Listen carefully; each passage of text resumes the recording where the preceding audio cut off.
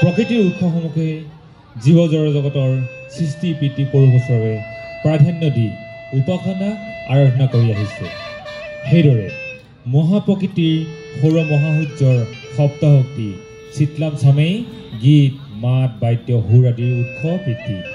এই সাত শক্তি হৈছে ব্ৰজ বিজুলী নিয়ৰ নিমকণা পোহৰ নদ নদী জলধাৰা শিলাবৃষ্টি ধুমুহা বিল ডুবি হ্ৰদ নিজৰা আদি।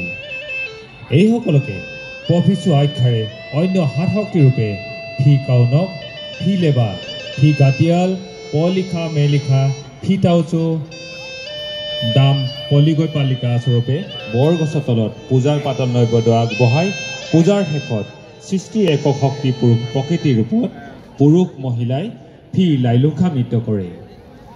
টাইসকলৰ বিশ্বাস পৰম্পৰাত ইয়াৰ পিছৰ পৰাই জনসমাজত লাস্য নৃত্য আৰু গীতৰ প্ৰচলন আৰম্ভ হয়। এয়া আপোনালোকৰ আগবঢ়াইছোঁ টাইহামৰ লোকনৃত্য লাইলুংখাম ৰংগল।